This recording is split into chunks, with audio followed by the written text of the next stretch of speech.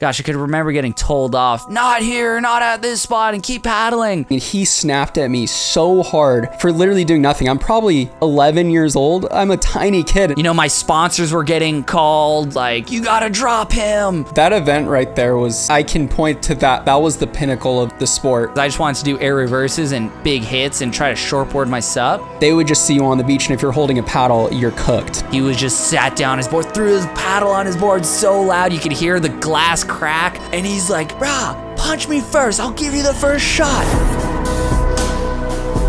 I had a little off, yeah, I had to cut a bill off, yeah, but if we be real though.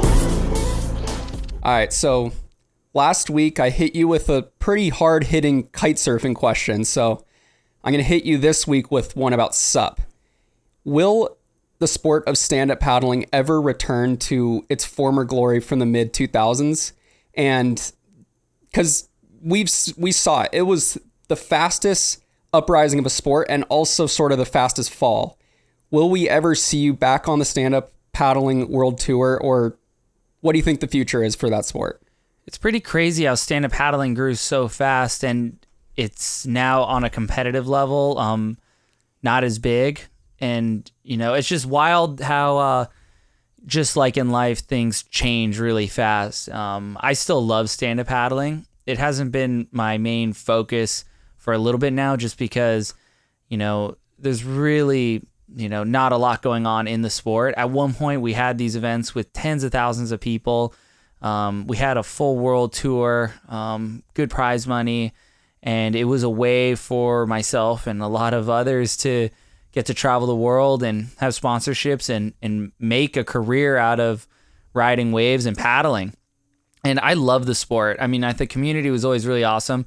The sport itself, it's funny. It's really interesting how, you know, it was kind of birthed out of Hawaii. It was kind of brought back by Laird and Dave Kalama and, you know, the Strapped crew. They were definitely the guys that, you know, picked up stand-up paddling and resurrected it, because it was believed that the sport was done by Hawaiians in ancient Hawaii. Of course, they were some of the best paddlers in the world at that time, especially because they basically got here not only on sailing canoes, but they had to paddle through the doldrums, through the no-wind areas, and canoe paddling was a huge thing. So you could imagine they invented, you know, surfing as we know it, and they also had canoe, you know, paddling and canoe surfing, and they would have combined it at one point, you know, whether they were fully standing up like we are today or if they were like on their knees. But it's just crazy. I think one way the sport would have actually continued to have gone really big is if it was able to ever make the Olympics in racing capacity. I feel like for sure. I thought it was really strange it never did, because it was such a fast growing sport and everybody was doing it, and it was by far the most popular form of paddling for a while, and I think it still is. I mean, go to lakes, rivers, ponds. I mean, people do it, but it's kind of more in the leisurely way. It's, I wouldn't say looked at as like a hardcore sport competitively. So it's become a lot harder to keep it as a career, I think, for many.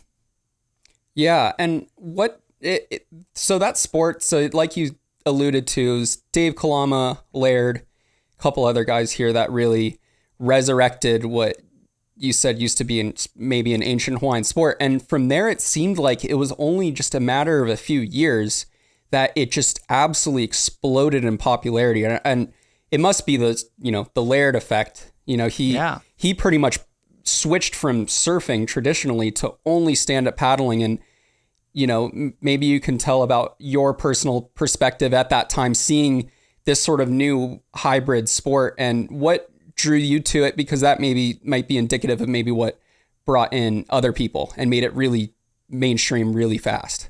Well, I can remember when our father was driving us up the coast and we were on our way to Hokipa, or we were driving past Hokipa. I can't remember exactly where we were going, but we were obviously very young. I mean, gosh, I was, you know, maybe 9 years old, or maybe even a little bit like younger. 4 years old. Yeah, you were just a kid, a toddler borderline. But I can remember looking out, you know, because the road travels right across the ocean, basically. It's right on that cliff edge.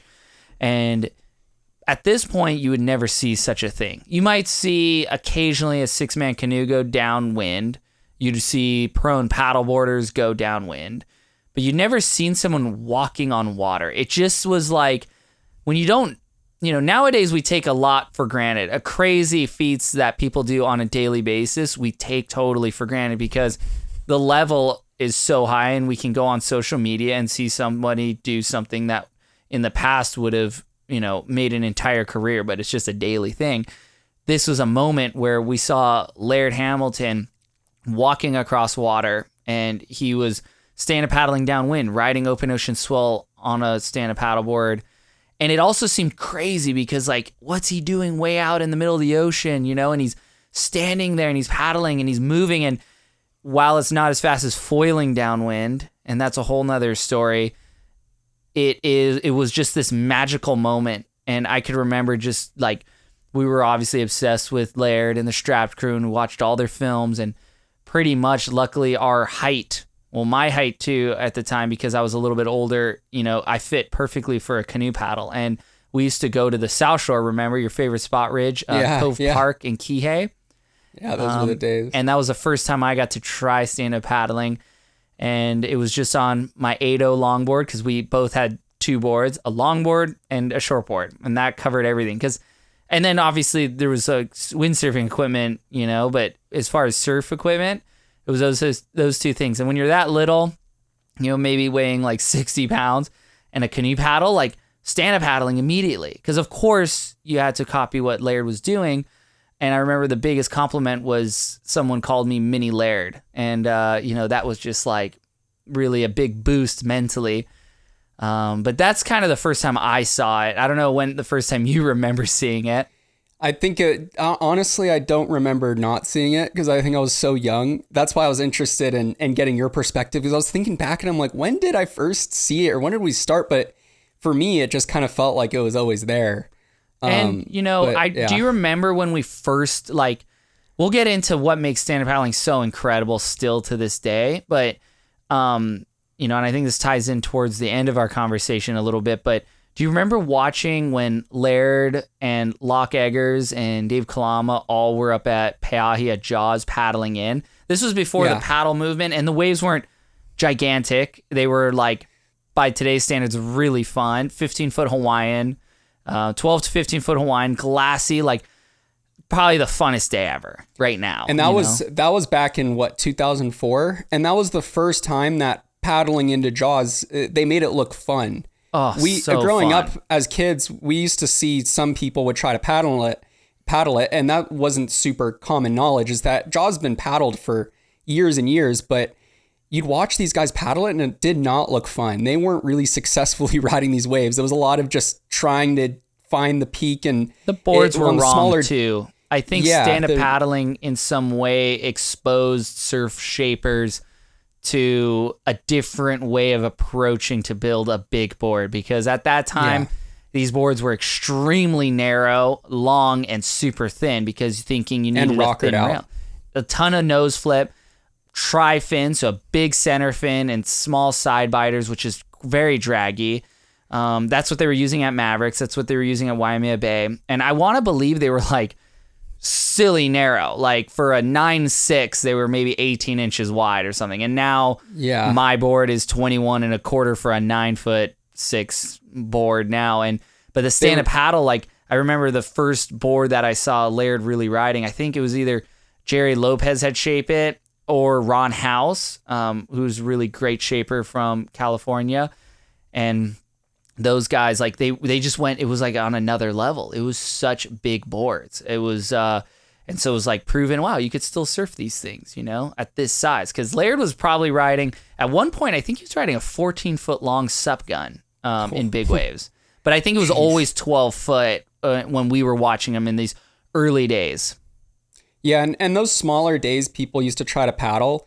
We know this because we've paddled Jaws in small days, and it's almost, you can argue it's almost more difficult to be on a traditional gun on smaller days because 100%. The peak is shifting so much. It's not really centered on that ledge where you could kind of just post up a little bit more. So the stand-up paddle at that size made it so these guys were able to cover a lot more ground, see the sets coming, and the footage is probably playing right now, but you could see like the stand-up paddle just made a lot more sense in those days to surf those kind of smaller Jaws days. Oh, you're totally right. And it was funny because those guys would go out there unassisted and they'd wear their, life vests and stuff. But, at that time, I think it was really Laird and Locke Eggers, who's a local legend here. Rest in peace. But they would go, Laird used to live up the gulch on the other side of Pe'ahi. Obviously, he had to be as close as possible to Pe'ahi because that was, for the longest time, his spot. And they would launch from the rocks, navigate huge shore break, like maybe 12-foot faced waves landing onto giant rocks and cliff, and they'd paddle out, and they'd go down, and they would paddle Jaws or Pe'ahi by themselves, and they'd mainly stick to the lefts because when it's smaller, it's really more of a left, which is really good, and occasionally a big one would come in. But I remember hearing one crazy story, and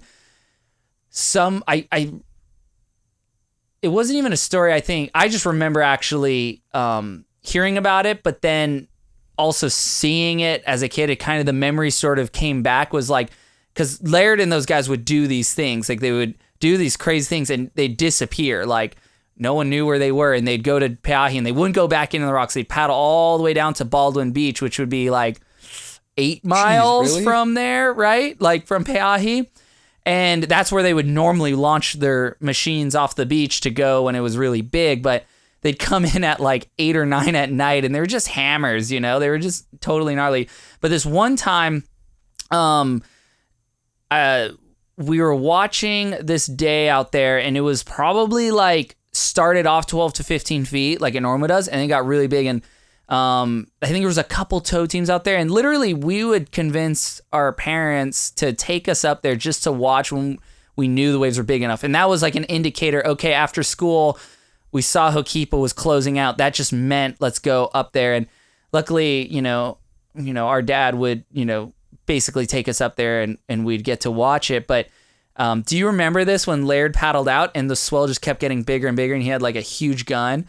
And he chip shot the North Peak, and the board I think was like a 14-footer. This was like kind of towards the end of it was like moving towards the end of his career out there, like 2007 after that, But I could remember it was like the 20-foot wave, maybe bigger, Hawaiian, so it was like a 40-foot face, maybe bigger, dropped in, did the longest bottom turn because he had a 14-foot Ron House gun, pulled up into the pocket, and just rode this wave like he was like in the barrel, like we'd qualify it as a barrel.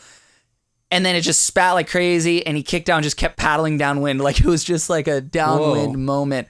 I remember what I picture is just, he had like this red railed board, but it was so far away, and it was like almost dark. It was the evening time, and he was just doing this like big wave downwind or down the line coast thing. He got one wave, and it was like crazy. A 20-foot wave. And too bad it was never, I've never seen footage of that from that day. No, I don't think that exists. But, Damn. Arguably he already did what everyone else was, thinking they were going to do in 2010 or 2011 when it was, paddle core. But yeah, I just remember hearing those stories of him and Locke and Dave and those guys like ending up down the coastline in the middle of the night after riding big waves along the way, and then seeing that one particular wave. It was just like Laird being Laird. He was bigger than life. He was a demigod of some sort. Yeah, my first stand-up paddleboard, downwind board, was actually one of Laird's old ones. I don't know if you remember that Ron House board. I think we still have it. It's probably still somewhere. No, I have it. It's in the storage. Like I saw it recently. Oh, yeah. It weighs like super 35 narrow. pounds or something. Yeah, the thing is, his theory, instead of going super light, was to go super heavy to get that inertia. The theory was once you get the inertia going, you're just going to keep going fast. I don't know how momentum legit that is, but yeah. Well, once you the point, thing was pretty sick, though. You have to be Laird size to move it, to like bottom turn it, but we couldn't. But it was your downwind board for the longest time, wasn't it? Yeah, the thing was sick. And I probably should have and could have upgraded to a better board, but just the fact that it was Laird's, I feel like I had to keep riding it for as long as possible. Yeah, how did we get a hold of that? That's so crazy. And then my first surfing sup board was, I would literally take our dad's shortboards. You remember he had those Kazuma like 610s? Yep. Those things were actually insane. Like, yeah, well, you surf were like a shortboard. You were literally ahead of everyone pounds. riding shortboards. Yeah. So Nash, our sponsor growing up, they were really leading the charge when it comes to actually producing these things. And they were arguably producing at the time when we first really started was the best stand-up paddleboards. They had one of the best shapers, Harold Iggy, who had worked with Robbie Nash for his windsurfing career and, shaping all of his boards and stuff. And he came from a core surf background on the north shore of Oahu up in Pupukea. And so these boards were like real surfboards, they weren't coming from, maybe just core windsurfing. They were like just blown up versions of surfboards. And the whole idea was to like make big shortboards. But at the time it was like 9.3 and 31, 32 inch wide boards, 4 inches thick was considered a shortboard shape.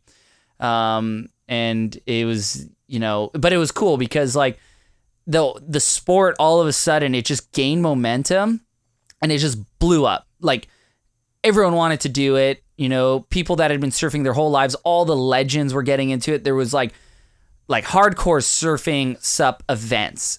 Before real, I guess, downwinding caught on, it was like the heaviest like Hawaiians were doing it. It felt like it was really core to Hawaii, and it started expanding from there, like moving to Australia, moving to Europe. Europe's usually a little bit behind what's going on here in terms of like these new sports. Well, at least at that time.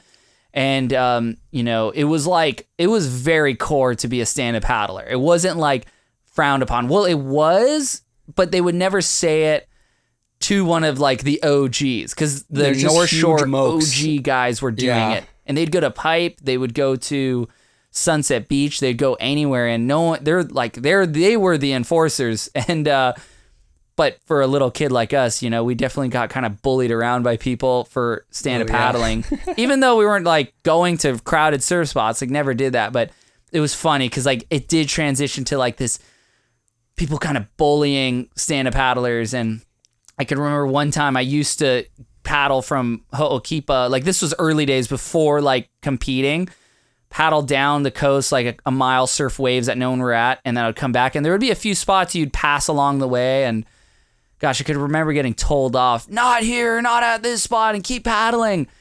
And at one point it was like very aggressive older dudes, like I'd be just trying to go in, like paddle into the beach, and they would like be pushing their boards in front of me. And like if I wasn't just such a little kid, if I wasn't such a scared little kid, like if that happened now, I would have like, I don't know, I'm not going to say online, but I was like, it's just, I cannot believe, someone that should be wise and older, like is that these people at the time had to have been like 50s or, late 40s or whatever, would punk out like a little kid that's like on a board equal to their size, right? Yeah. Because, they're old man shortboards. And like I still remember it, and I told myself I'd never be that way to any kid, because kids are just kids, let them live, and who cares? Like we can all enjoy the ocean, but at that time there wasn't an open-mindedness beyond just hardcore surfing. Where those people are, they're probably 6 feet deep right now, so whatever. But it's like it's funny how like just life goes on. But all that being said, it was like my first big break. And you remember this, the first kind of world tour event that started was called the Sunset Beach Pro. And it was at obviously Sunset Beach on the North Shore of Oahu. And we had no experience over on the North Shore, really. Like visit it, family time and go hang out with, our friends or whatever. But it wasn't like, we're going there to go surf Pipe and Sunset. It was like, we had a lot of lore in our minds about the North Shore, Dahui, the Black Shore. It's like you didn't want to burn anyone, did we belong? Probably not. And at this time, like... It was still a different time back then. you not want what it to is be now. born and raised on the North Shore to kind of like cut your teeth. I feel like, I mean, it's just all what we've been told from here on out because we didn't have social media to see pipe every single day. You just heard the stories, Yeah, and just it's the story you were telling us about the guy that was being an a-hole too. I had the same thing happen, but at I don't know if you remember this, but at a little spot that's right outside of our house that is no one surfs it. I was out with our mom, and then this guy that it's I a still local legend walk around past.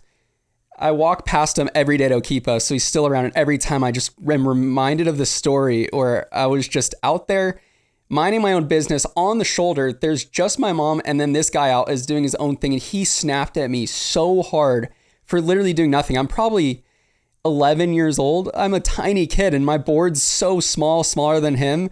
And I think some of our uncles and gave him a little talking to after that because it was so ridiculous. I can't really remember what exactly happened, but I think he learned his lesson not to bully kids. Well, he anymore. never came back to that surf spot, that's for sure. Yeah, and it's funny. It's just funny. Like people are funny, but and nowadays it's so rad because most kids and most of the people that actually did call me out for existing as a stand-up paddler, windsurfer, the two worst things, right?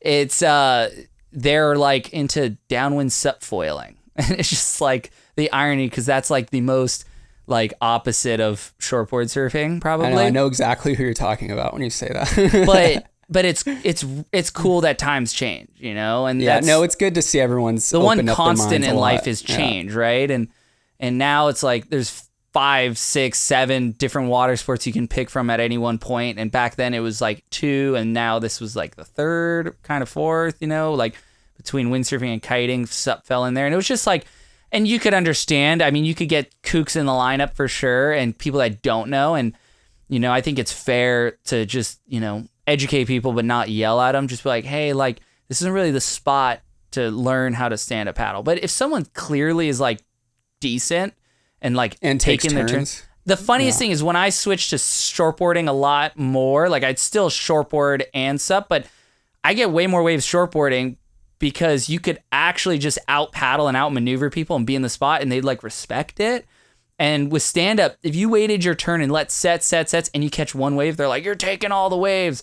It's pretty funny. But I think moving on from all that negativity, and I was just about to say, just to wrap that up in a positive way, I think times have changed a lot where we've talked about this before, but a lot of the Groms that are coming up now have come up, I'm sure, inspired by what you've done and being a multifaceted athlete. And it, like you said, it's really more about your overall etiquette in the lineup rather than what you're riding, which is so refreshing. Because before it was like, they would just see you on the beach, and if you're holding a paddle, you're cooked.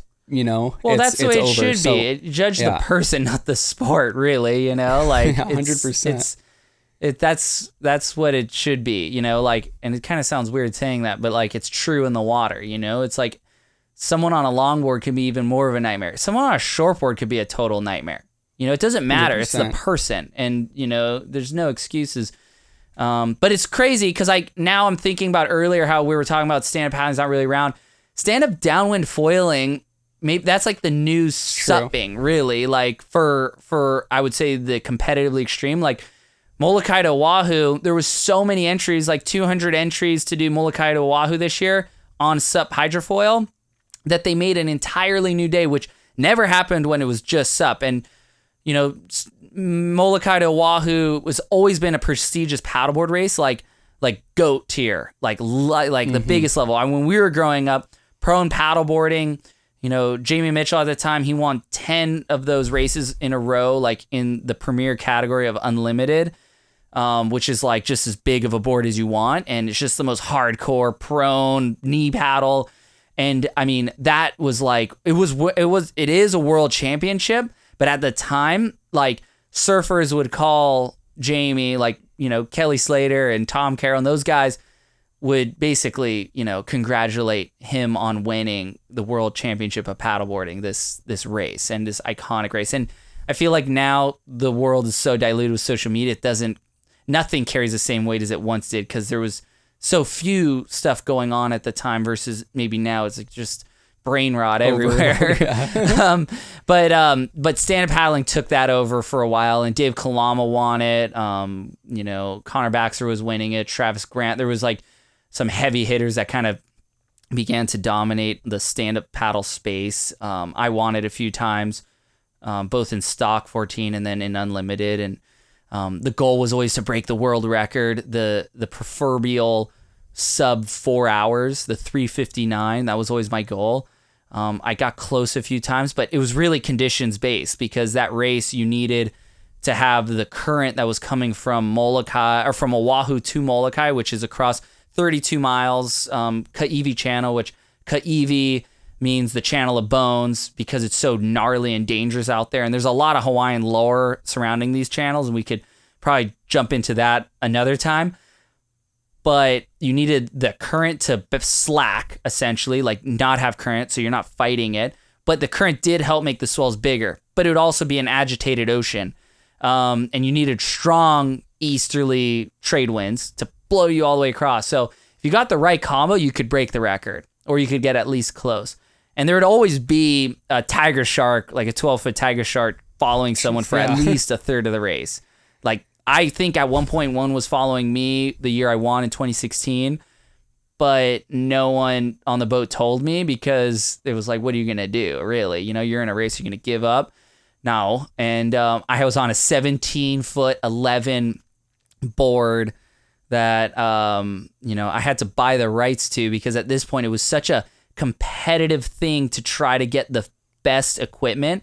I literally bought the shape exclusively from this shaper on Oahu, Billy Robello, who ended up later on becoming my escort boat. And he made this board with Marshall Rosa, who both of those guys, and Marshall Rosa, in particular, legendary surf ski racers, and guided many world championship wins, and actually competed for world championships in that channel. Canoe paddlers, just Hawaiian legends. Billy's, I think was it great grandfather was Duka Hanamoku, I think. Oh, really? I didn't know that. Yeah. So it was like kind of rad. Crazy. Like Duka Hanamoku's lineage was on this boat, and he shaped this board, and I had bought the rights exclusively, so I was the only one that could have it. It was there was full on, like, we'll get into this at one point, but like it got so competitive for a while to the point where like friendships were bruised. People, there was like conspiracies, people, were actively working against others. And in this case, I just always focused on what I could control and trained as hard as I could. And I wish, if I was, the sport started now, I'd be in a much better mental position to just be able to go true grit hard. But this is the reason why I became who I am today. And I think why I am comfortable in uncomfortable situations, be it in big waves or not, because of those 10 years of just testing your grit, grinding your teeth across, like doing something that was like borderline torturous. And that 2016, I can't remember the exact time I had. It was probably like, was it like 4 hours and 12 or 4 hours 15? Yeah, I think it was 4:12. I don't know why I remember that. I feel like it was 4:12, so I was 12 minutes off the record, and it wasn't that windy, but I had won the 14-foot division, which was stock, so no steering system. And I had won that, and I think I still hold the record for that from 2012. But then it was like a race to try to like win Molokai to Oahu, and no pun intended, it was obviously a race. But we were trying to make at Nash these really fast unlimited 17-foot, but we were going narrow, thinking they were faster, but there was like a loss of stability. And so it was really challenging to stand on. I think at one point they were like 22 inches wide, and they were just impossible to stand on. They were fast at high speed, but I'm going to clue everyone in. The way you are fast downwind is over the average speed, even with foiling today. It's all about having the fastest average, not the best top end. Like that is almost irrelevant. It's just average is king. And the board I ended up getting on and winning in 2016 was it 26 and a half inches wide, which at the time was like gigantic, but it was proportional to the length of a 17-foot 11 board, which I actually have in my garage right now. I took it out at the end of summer just to like feel it again. And I mean, it was so stable you could relax. And it was hard to paddle because it did weigh a lot because it was made in Billy's garage. He had like made the whole thing from scratch. So the thing was like, God, it had to have been like, I don't know, 25 pounds or something, which is like really heavy. And maybe even more. It might have been closer to 30 pounds, but it had momentum. So yeah, that was pretty rad. Ended up winning that race. It was usually me battling Connor Baxter or Travis Grant. And that was like winning that race was just such a relief because I'd spent like since 2012 to 2016 every year getting second or third. Like just not quite like bonking 3/4 away. And talk about nutrition. And I'll close my statement here.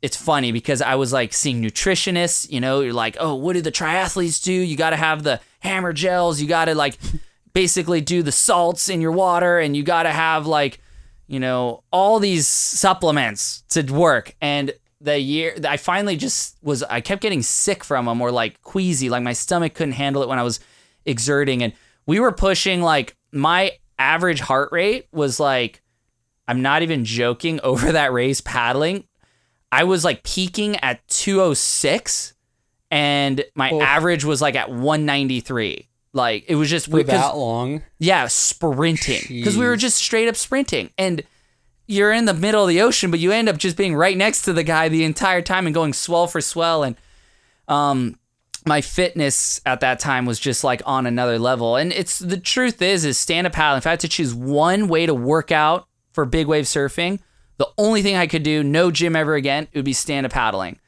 Like the best shape ever. Because then when I entered the big wave world, I could, you know, wipe out on a giant wave and be not gassed at all. And I had times where my inflation vest failed and I had to swim up myself and I'd be like a little out of breath, but 5 minutes later I'd be like, oh, I feel like completely normal because the fitness level was so big. And to do a 32-mile race and try to win that, you would basically paddle 100 miles every week and you'd be doing it at race pace or at least trying to, sprinting downwind. And I could never get the fastest I could ever get downwind on a sup, which kind of like got me thinking how to get into, you know, get the foil involved to break that barrier. Was, you know, I was averaging 9.4 miles an hour downwind and my top speed at max would be 14 miles an hour, which is pretty fast, you know, pretty fast, like, pretty quick for a planing surface. But that's what I couldn't get past that. No matter what the equipment changed, there was just a literal barrier that you could, and you would need like 50 knot winds to just kind of have your average higher. And it wasn't really like paddling performance. It was condition based.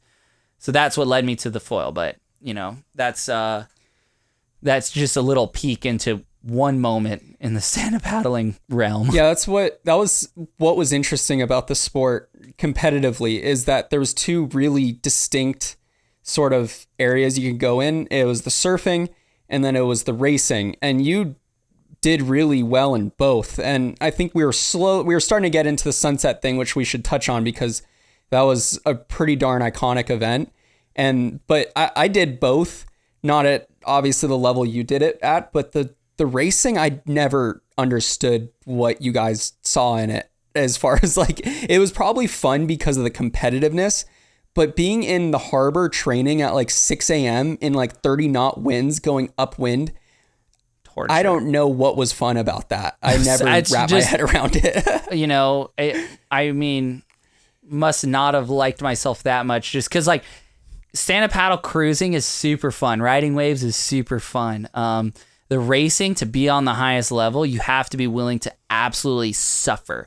One who like has the highest pain tolerance is going to be the winner. That's what it comes down to. 100%. The one that can handle the worst, the most. And I always felt like I was maybe in the racing scene more of a natural sprinter. I was basically, I would say, you know, I was pretty confident that every time it came down to a sprint, I would win, or it would be like a close one. And when it, you know, for the long distance was totally my weakness, unless I was riding open ocean swell, and all my knowledge from pro and paddleboarding, from riding windsurfers and kites, and just understanding the way the wind works. It was always it was a long distance, but it was a sprint because you'd sprint really hard, get the swell, relax, sprint really hard versus just a solid grind. For me, it just was like, those were my weakest races. But to touch back on Sunset, I think what made it really iconic is it was kind of the first event at Sunset Beach, stand-up paddling. You had all the legends of the North Shore there. I mean, you had the Makua Rothmans, the Kala Alexanders, Dave Kalamas, the Aaron Napoleons, all the, Kainoa McGee's, the OGs of the North Shore. And you had a lot of other, former pro surfers that were participating in the event. And so it was almost like treated like, I felt like maybe a Triple Crown event, which was the second biggest thing to the world title in surfing. So there was a lot of hype around it. It was 2010, and I got in as a wild card, and it was super controversial. Like, people were calling the event organizer and telling him, this kid from Maui, because I hadn't proven anything to any of them. I hadn't been over there really. I had gone over there, but they didn't never see me. It was the organizer, Tristan Boxford, who was a former professional windsurfer on the windsurfing tour, who had seen me here on Maui and believed in me and gave me the shot. And it was very controversial. And I was so nervous. And I could have gone into the trials because it was such a big event. They had a full other event, and it was just as big as the main event, but it was a trials event, which our good friend Slater Trout won, which was pretty rad. But anyway, I ended up being in this event and being so nervous because it felt like so much was on the line. I wanted to win so bad, and I was 17, and I went over with Dave Kalama, before and he was in the event. He ended up losing, so he left early, and I was kind of left on the North Shore like by myself. And I had one board, which was made by Harold Iggy. It was, I think, 8'6", 25 inches wide, 4 inches thick, but I could surf it really good because it was basically a board made for Sunset, shaped by a North Shore shaper. I ended up staying with Mike Waltz down over by Keiki Beach and getting woken up in the middle of the night because that shore break's so loud, right? And the whole experience was just this like dream because, I didn't believe I deserved to be there, but I actually had the skill to do it. And I knew I had the skill to do it, so I had to just do what our dad always told us, which is like, pull the arrow back and let it fly, just one wave by wave, heat by heat. Don't worry about the end. But I remember it was very like contentious in the water between all the stand-up paddlers warming up and the surfers. And I remember particularly this Australian surfer started lipping off at some stand-up paddlers because obviously he thought it was like okay to do that. But he forgot that stand-up paddling was an ancient Hawaiian sport, and these were all Hawaiians at Sunset Beach. I can remember just kind of like looking to the side, like like, and just waiting for it to happen because you just know that they're gonna get lit up. And sure enough, I'm not gonna say who it was, but it was like just the biggest moke Hawaiian, and he was just sat down on his board, threw his paddle on his board so loud you could hear the glass crack, and he's like, brah, punch me first, I'll give you the first shot. And he was just putting his chin right in the guy's face. He's like, punch me. Because he was just ready to tear this guy apart. And the guy was so scared. And he got sent in. The guy went in. And then like an hour later, the guy tried paddling back out for whatever reason. And, this Hawaiian saw him and just sent him back in. And the guy was being a total tool and not how you should ever approach anywhere, especially in the North Shore of Oahu, because you got to respect all the locals there. But it was just an interesting moment. There was just a lot of energy. And then the event started going, and I started making heats. And by the quarterfinals, I thought I lost, and I was super bummed. But everyone thought I did good. I just had such a high pressure on myself. I thought every ride wasn't good enough.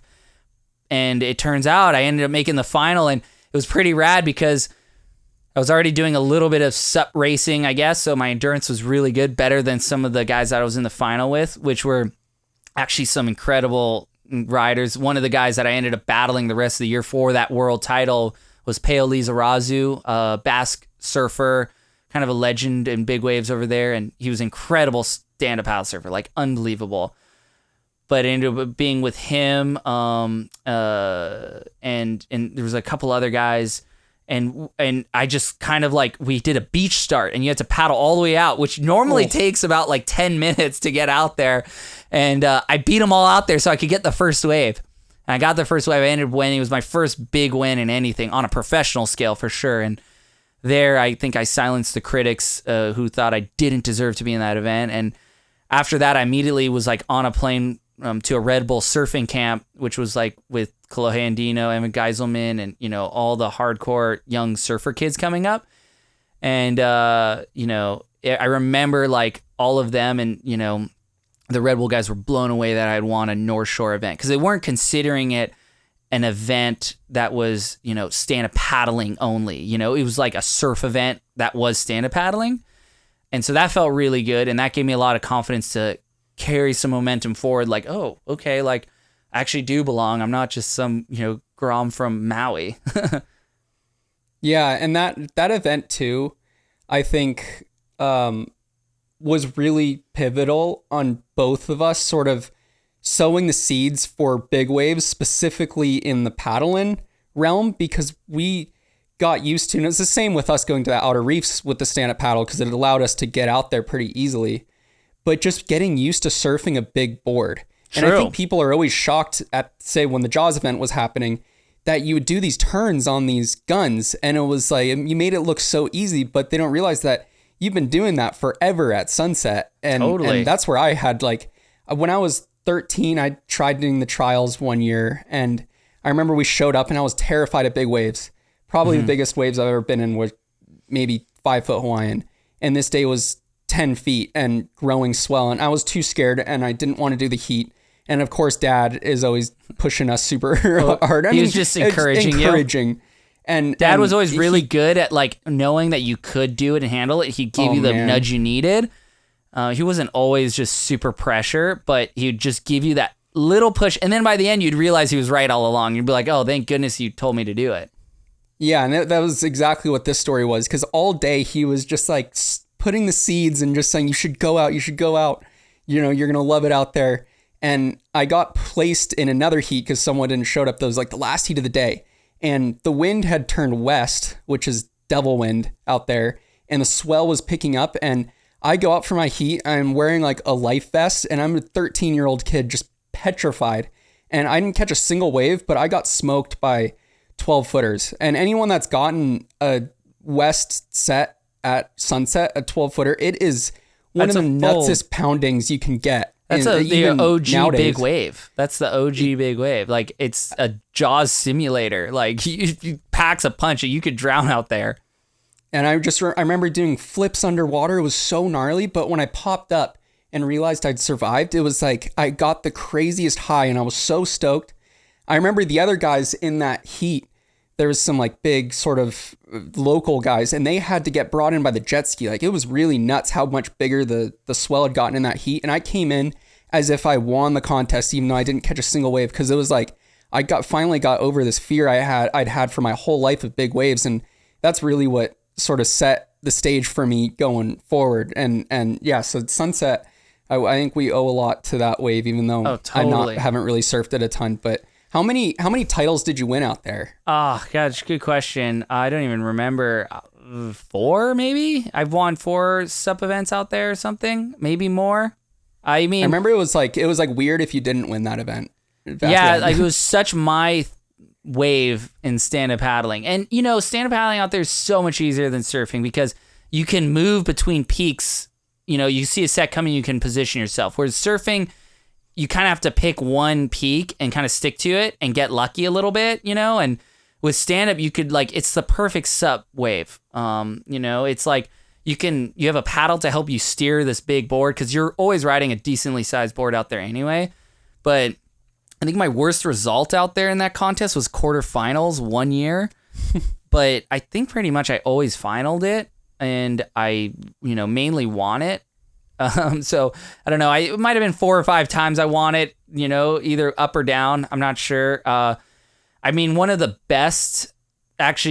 my favorite wins that I had out there was obviously the first one. I think is still one of my favorite wins I ever had because it was just like such a monumental mountain to climb.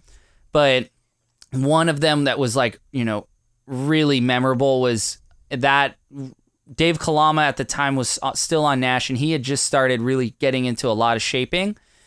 And I've always been interested in shaping. I did help design a lot of the boards that I was riding, going up to Nash and working on the computer and telling, them what I was looking for, what I wanted, and like, oh, can I have more rocker here? And definitely went too extreme sometimes because I didn't really know what I was doing. But at the same time, my best Jaws stand-up paddle gun of all time was one that was purely based on what I thought would be really good.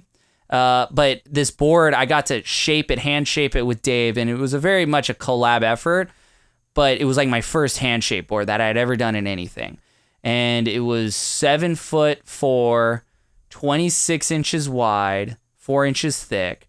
And I did multiple trips up to Kula, where Dave Kalama lives, up in the mountain, to go work in his container in his backyard and build out a SUP board. And I ended up winning the contest on that exact board the entire event. I just rode it, and it's still such a good board. And I ended up getting barreled in the final, and like spat out at Sunset Point because the waves had dropped a little bit, but it was still like 4 to 5, 6 foot Hawaiian scale. It's like 12 foot faces. And that was a big deal because I had, felt like I had won this comp, but I also had won it on something that I had shaped. I think that was 2012 was when I shaped that board with Dave. And I didn't shape since, nothing. I didn't shape anything. I worked with, shapers and designs after that. And it's funny because I still consider that my first shape. And it was just like this year when I actually got into shaping full on. It took...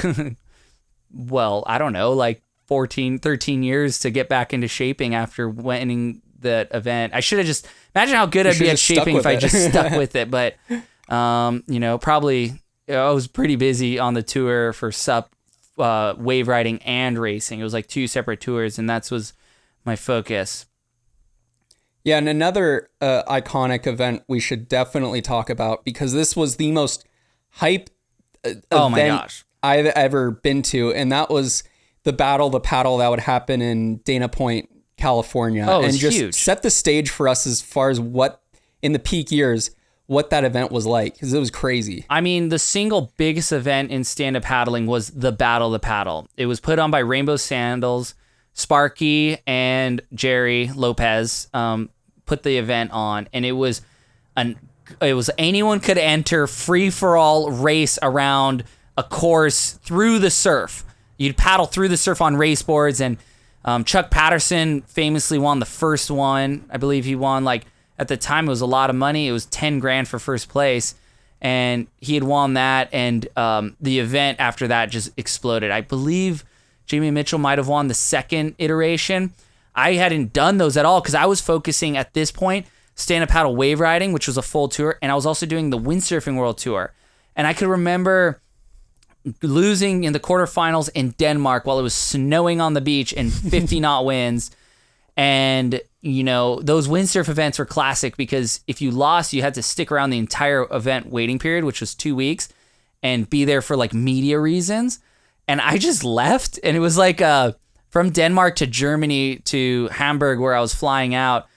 It was like, I think it was like a 6 or 7 hour drive. And I remember getting a call from the tour manager at the time, just getting yelled at for leaving. And the reason why I was leaving was because I was trying to make it to the Paddle to compete with no training whatsoever, only just stand-up paddle wave training.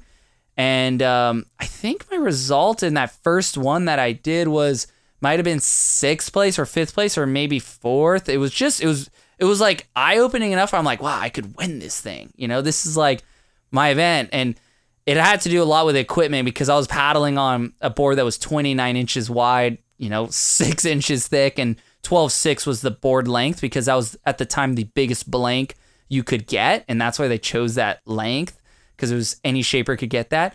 But the board was not made for me. It was made for a Chuck Patterson type who was over 200 pounds, not someone who was 140. And so a lot of it was a while to develop the boards, like a couple years to get the right equipment under my feet and give me a shot to winning. But that event was just chaos because you'd have like 100 people going in and out, and there'd be just like, everyone would catch a wave to this buoy. They called it the hammer buoy, and you had to turn in the surf in it. and people would just be like colliding, and it'd be like domino effect, boards would be hitting, and it got so big at the time. There was like full on like massive celebrities coming down just to watch, and there was like thousands of people on the beach. It was a festival. There was like food catering, there was like music, there was just like stand-up paddling was here, and it was the next stop from here was the Olympics essentially. And it was so big. It was in actually 2012 was when I had I got second place, and and that was like one of the big moments where, you know, I was like, oh, I'm just so close to winning this thing. I can totally win it. It was 2013, which was the race that I had won, and I won it pretty like by quite a bit. And at that time it was developing. Connor Baxter was like becoming my real rival. I grew up with him over here, and he ended up becoming a world champion sup racer as well. But it was him and I going back and forth. And in 2012, you know, that's where we battled for the world title, and I ended up getting it in the last event at Turtle Bay on the North Shore of Oahu. But this race was like almost a title in itself. Like if you won the Battle of Power, you're clearly the best racer, and I got to win it 2 years in a row. And you know, the first year was like, I would say pretty commanding the way I won it. Like I was kind of out front most of the time, and I had like won it, you know, and really earned it. But then the next year there was so much battling on the tour itself. A little background. I mean, we were just trying to win, and it was like, leave it all on the water, but it obviously made it onto land, and there was a lot of drama that doesn't need to be brought up necessarily. But looking back on it, gosh, you can never be your best unless you have a full-on rival. Like, you can never properly go to those levels unless someone's pushing you there, and you almost have to borderline not like them. And that's like what made it fun. It was very like, just felt like, you know, you're going for world championships, and people cared about it. Like, people were following it. And in this particular race, it was actually in Huntington Beach. We had a world title event. It was actually going to decide the world title, and it was getting to the point where, like, you know, I was on a wave with Connor. He was deeper, and we were going to a buoy, and Casper was, you know, in between us, and Connor had like pushed us off the side of the wave, which at the time wasn't cool. It's not what you do. If you'd get on a wave, everyone would just relax and, you know, just ride into the buoy. And he pushed us off, and he ended up getting way ahead. He like rode us, you know, railroaded us off basically. And I was like, oh, I'm never going to let that happen again. That's never happening again.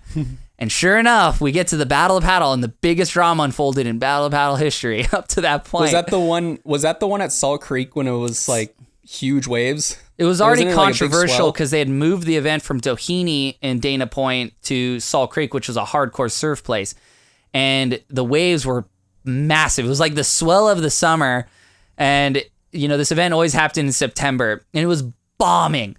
And me and Connor were like, I was obviously pretty bummed that I lost the world title. You know, Connor was obviously pretty psyched he won the world title. There was he was super confident, and he was also the favorite to win the event next to, I would say, myself and Danny Ching at the time. Danny Ching won it multiple times. Legendary sup race paddler, incredible paddler. But anyway, so we went to the buoy. I had made it to the first buoy, I made it to the whole shot, because you all stand this. I maybe didn't describe this earlier. You stand on the beach, and there's literally like, I think they cut the field down to about 50 people this time. Oh, and it might have been even more. And I think they did multiple rounds this year. It wasn't like one. Right. There was like, less people. Yeah. It wasn't just an all out race. It was like multiple rounds. And, you know, it was a final race, and you stand on the beach, and you hold your board, and you run in the water, and you jump onto it, and you stand up, and you just start paddling, and it's who can get to the first buoy first will have an advantage, because if you turn around that and you get lucky with a wave, that wave will break you away from the pack. It's like sort of like sprinting up to the top of a mountain and hoping you can start getting, you know, the decline first. So I just start like, I hammer, I get there first, I catch the wave, and then everyone catches up to me on the next wave because my wave died out. And then we do one lap, and I think on this wave, we're going on, and it's like Danny Ching's way deeper than me. It's Connor, and I'm in between the two. And I'm like seeing where the slot is to like go, because you have to, this is another thing about the race, and I'm not doing a great job describing it, but like there's a chicane, like a running, like it's a running race. You get to the beach, someone grabs your board, runs it to the other side, you run through a chicane through the crowd, and then you grab the board and keep going. And that's what makes this race cool too, because the people are screaming and you know, basically like I'm headed straight for the chicane and I'm not being deterred. And like Connor doesn't like it because it means I'm kind of pushing him more towards the shoulder where it's weaker part of the wave. But I'm trying to like get down the line to get there. And you know, initially, I was not trying to push him off the wave. I was just trying to get like the straightest shot. I was like so focused on just being first to the sand, like sprint right before the wave so I could get up onto the sand and ride out. And then, you know, he started bashing into my board and I'm like, this is not happening.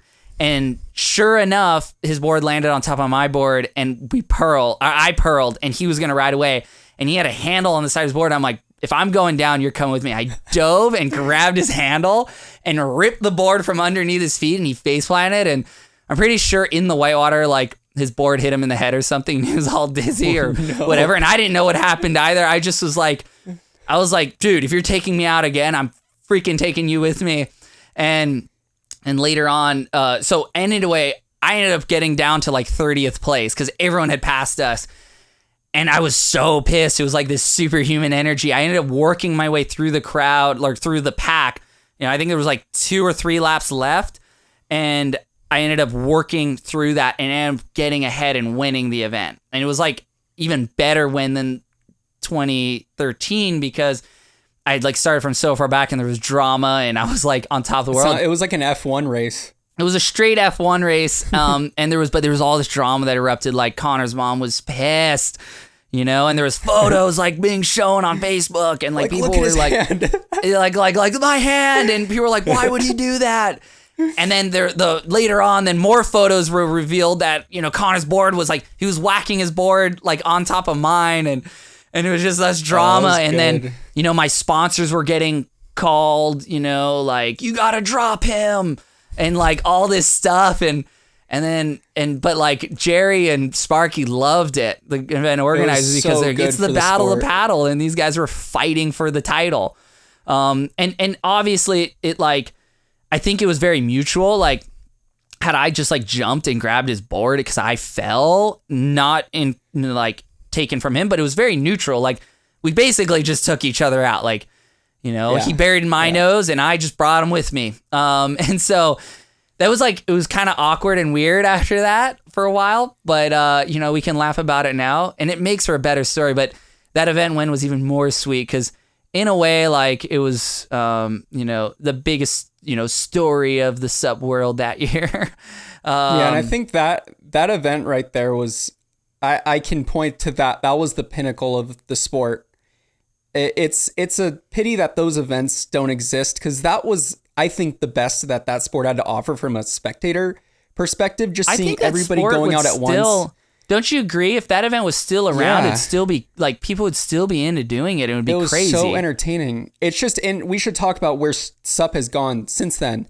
Yeah, on the wave side, you see the boards have gotten so absurdly small that they're basically sinking up to their waist and they're having to paddle on their chest to catch the wave and then they stand up and ride it. And it's kind of defeated the purpose. And then on the race side, it's like flat water just grinding and not including the waves as much. So yeah, how do you see the current state of it now? I think there was a really like healthy time where boards weren't too narrow. The sport was still accessible. The great thing about the battle to paddle was anyone could enter it. Amateurs or pros. There was pros involved, but that was a cool thing is like, it was basically a marathon, obviously around like a technical course. They would do a distance, but the real focus of that event was this technical course through the waves and through a chicane and this big event. But then it got like, I feel like it got too specialized. And a lot of these events basically scared people away. And I always thought that they should have put like restrictions on board widths and, they should have always kept it a little bit more one design-ish or like just within some parameters because, you know, the SUP race boards ended up turning into basically canoes where it was dug out, you know, like it was, you were standing on the bottom skin of the board and you were like, you know, almost to your knee deep in this giant canoe thing. And they're 21 inches wide and yeah, they're faster, but not everyone could just do them. And it wouldn't be like, I don't know. It's just, it kind of like got a little too elite in a way. And that event ended up disappearing and it turned into the Pacific Paddle Games. But then it was like, I almost felt like the event was too technical. Like there was too many there was okay, rounds and heats and there was rules, but it was like rules for like an elite level. It wasn't like just go out and freaking have fun. Because that event really was about having fun. And yeah, there was the winners and it felt good to win, but everyone had fun. Like it was just a spectacle. It was a spectacle. Brutal. And then with the SUP surfing, the great thing in stand-up paddling before is like stand-up paddling, you're standing on a board and you're high and dry. And of course I could stand on a 6'2", 21-inch wide board and sink it and then get enough speed paddling to like get up. But now, most people that are still doing it like on a competitive level are up to their waist in water and they paddle out on their stomach. And to me, that wasn't stand-up paddling. Stand-up paddling is the accessibility. What made it so cool here on Maui was you could do these coast runs and be standing the whole time. You could paddle out to the outer reefs. Right. You could paddle to the outer reefs and ride a ton of waves, never get your hair wet if you do everything correct, and paddle in and be stable the whole time. Not be like just fighting and struggling. And I think that just, deterred people. And also times change, of course, and new sports emerge, like foiling really killed downwind stand-up paddling because foiling is just, twice as fast and that makes it twice as fun. Stand-up surfing, I think it moved away. It got too, I was part of the problem because I just wanted to do air reverses and big hits and try to shortboard my SUP. But my boards never got too small where I was like sinking them. Like I'd always be able to stand on them. I could always stand on them the whole time, which was like, obviously, like I thought was the point. And I think when stand-up paddle surfing was really popular, it was like more longboard shapes and it was bigger and everyone could do it. And, it wasn't trying to be something it wasn't, like shortboard surfing. So, and also too, I think for the longest time, like there was always talk about it being in the Olympics all the way, like way back. And it never quite made it there because there was like, you had the Canoe Federation that was trying to control it, but they were trying to make stand-up paddling basically canoeing in lanes, and like stand-up paddling was like a surf sport first and foremost. It was like, no, we do our races like, an M course through the surf. We ride open ocean swell. We're not like going 100 yards, like a sprint 100 yards or long distance in a straight line for 3 miles. You know what I mean? Or like actually longer, like 10 miles.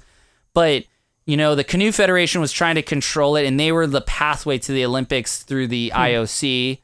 And if the stand-up paddling could have made it, if everyone fully committed to going to, canoeing, but then you'd be canoeing. You'd be on a stand-up paddleboard just going straight, and, wasn't the heart of SUP. And then the problem was the IOC wouldn't look at stand-up paddling if it wasn't done that way. And I think it hadn't made it, it would have been a career path at least, or like something to go after, and the sport would be, I think, in a stronger place than it is now. It still exists, of course, and there's great races in Europe and in Asia, but in America, there's really not anything.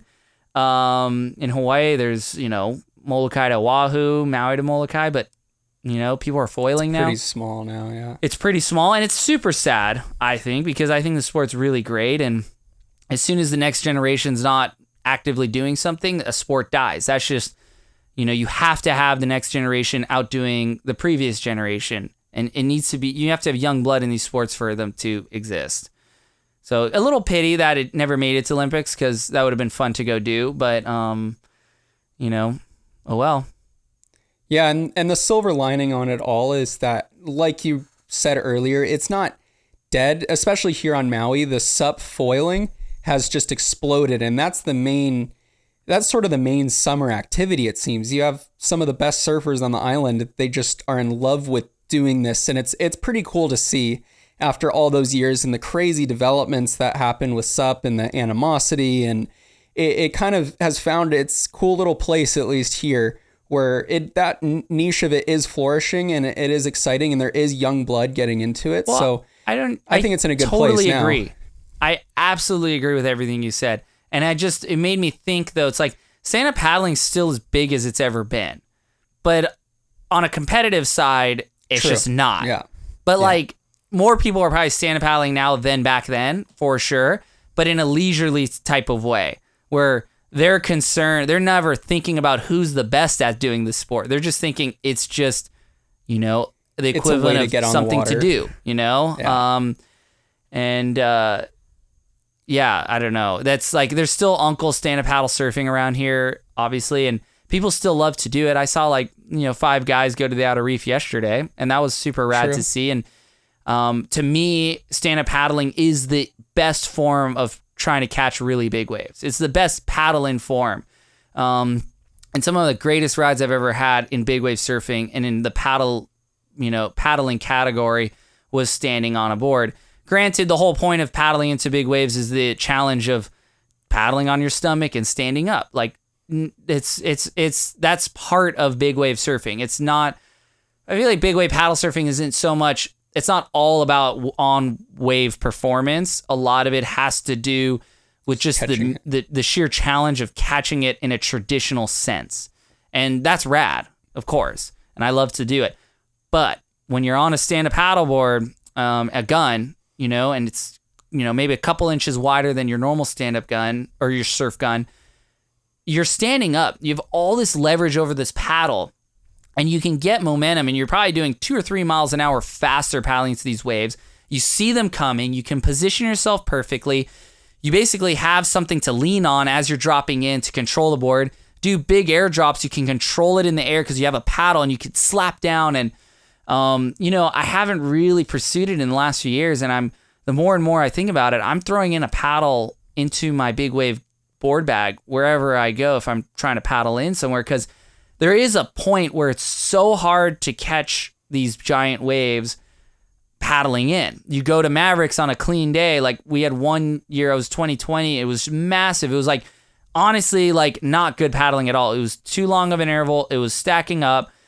And if I had my stand-up paddle, I would have been chipping in third reef so far out than anyone else. I could have caught the wave without it breaking. But when you're on your stomach, you can't get the momentum because you can't be standing up, hopping, and getting it onto a plane. And after that, I, always have to bring a paddle because my big wave guns are big enough that I can stand on them no problem. It's just the nature of how we've made all the foam in the nose and the widths and the thickness. It works really good proportionally to that side, and I can stand up paddling it. So stand up paddling is definitely, an incredible way to ride big waves. And I definitely want to lean more into that in a full circle sort of way, because first time I ever paddled into Jaws was on a stand-up paddleboard. 9'4", or no, it was a 9'8", 28.5 inches wide, 4 inches thick, made for Robbie Nash, and I caught a 20-footer on it. Yeah. And I somehow pulled it off. And after that, it was on. I felt so much safer. I could catch, double waves. I'm paddling on my stomach for sure. I definitely got to bring it back. There's something special about it. Yeah, it's interesting. I'm just thinking back to some of the waves and the barrels you've gotten out there. It's crazy. Those waves aren't seen in the same way that some of the great paddling barrels have, been sort of idolized over the years. But I'm playing the clips now, and these are some of the most crazy barrels anyone's ever gotten on a, paddling in or catching a wave under your own power. So it'd be sick to see you bring it back. I gotta do it. I should just shape myself a board, a specific I think it'll board, let you 1 just inch wider. You could sit super far North Peak and just backdoor these monsters way easier than paddling in on a gun. I have to say it's kind of scary though, because you're just like, oh, do I really want to go this big on this board right now? Because you just know you can go that much bigger, and you're just like, okay, let's do it. But it's funny because none of those rides ever got recognized in big wave surfing. They had at the peak of the XXL awards. I totally could have had winning waves for ride of the year or biggest paddle-in or whatever. And, you had a paddle, so it doesn't count. You didn't paddle in on your stomach. Fair enough. That's the rules. Whatever. But tow waves have won ride of the year. But tow waves have won ride of the year. And you're just kind of like, it's way easier. I'm like, it's still hardcore. Not one person in the lineup could stand a paddle and catch a wave. like that's out there. Yeah. Okay, maybe like there's like a handful, there's like a few former stand-up paddlers that turned big wave surfers.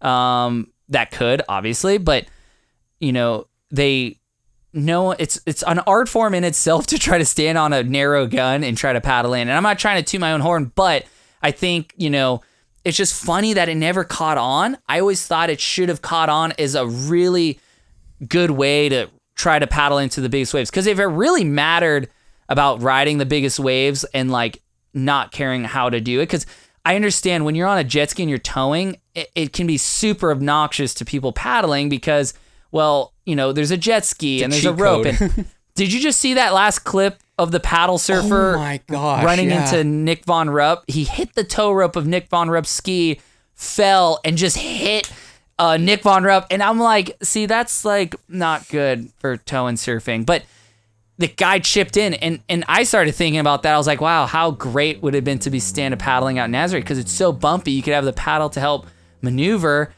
but he could chip in anywhere. Versus he kind of got lucky chipping into that big wave, and that looked like it hurt. I mean, they went over the falls bad too.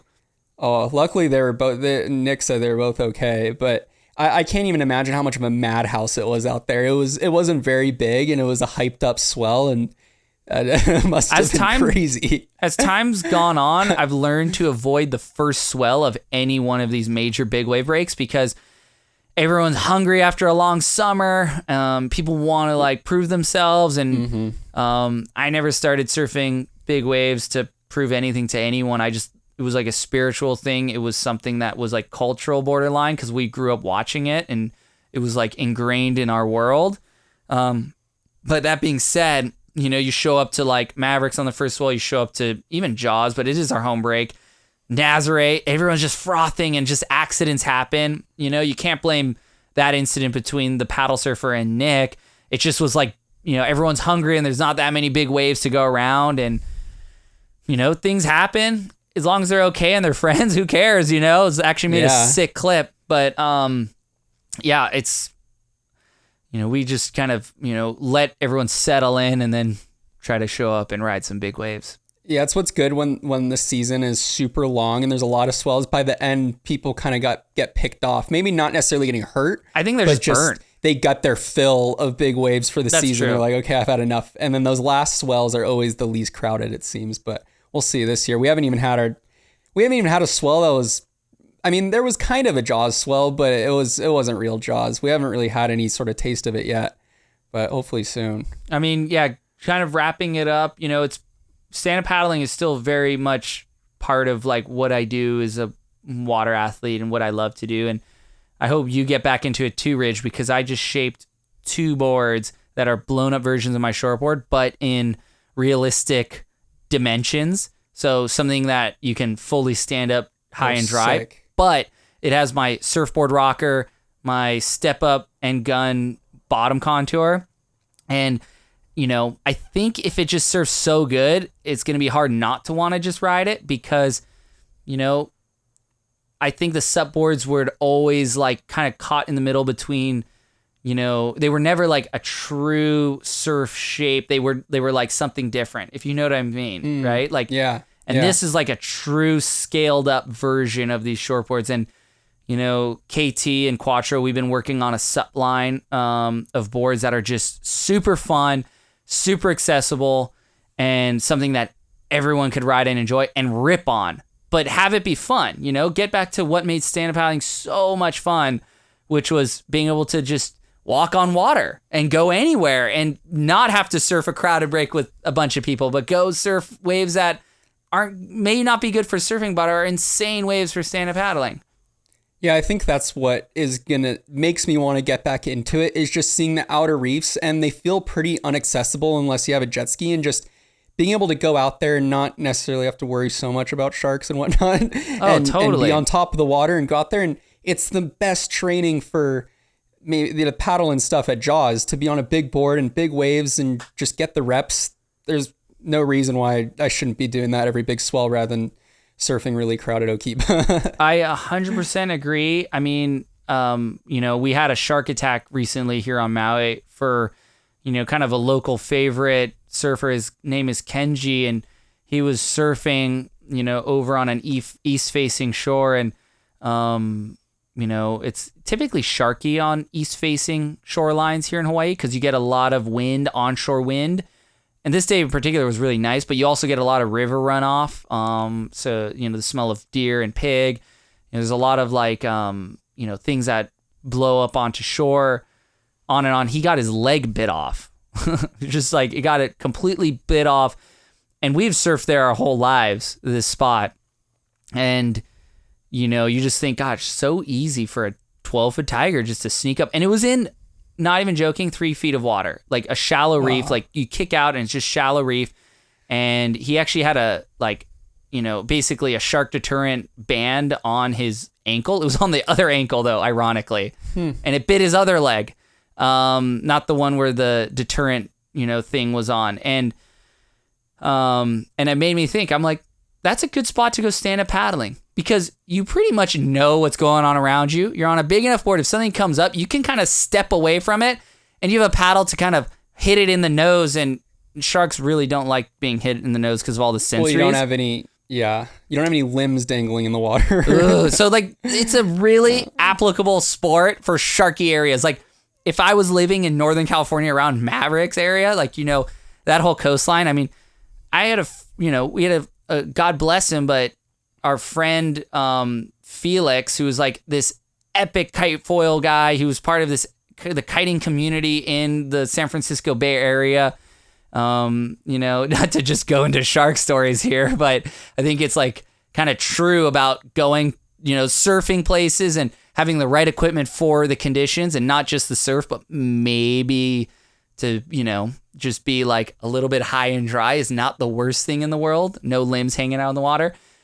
But he was at a wedding and they all wanted to celebrate, the wedding. Let's go jump in the ocean. And I think they were up by, north of the San Francisco Bridge, pretty close to the bay. And they all jumped in the water in their clothes and they were swimming. And a great white shark came up and ripped him out between a bunch of people. And he just got sucked, never seen again.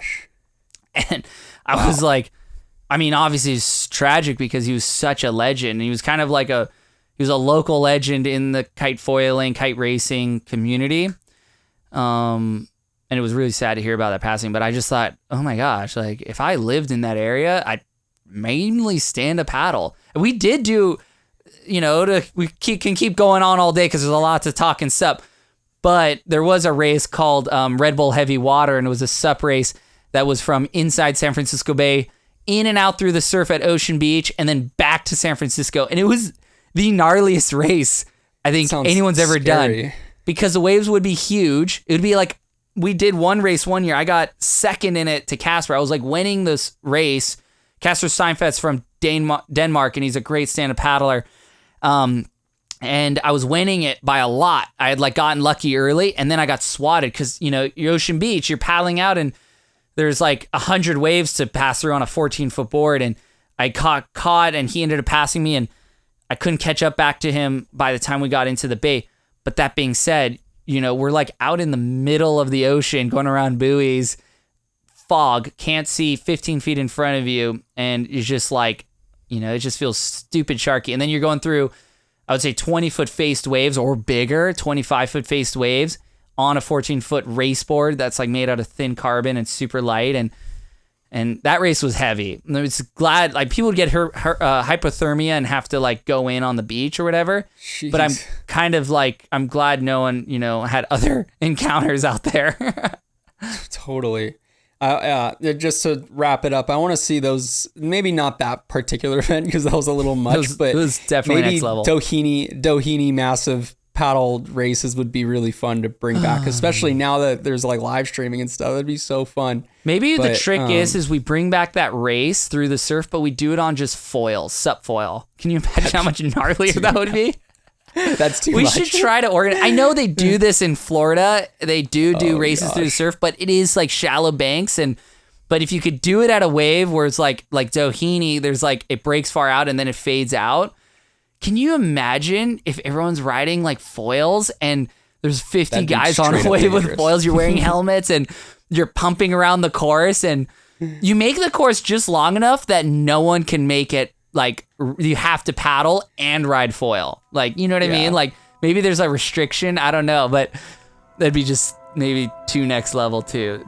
Any event organizers that want to do it, call up Kai. Oh gosh, well, make it happen. I'd enter if it was like somewhere like that. You know, we'll see. Well, right on. Well, thanks for watching another episode. Let us know any guests you want to see, any topics you want us to talk about, and we've been having a good time doing this. I think was our 12th episode now, and we're in it for the long haul. So let's keep it going. Epic. Thanks, Ridge. I had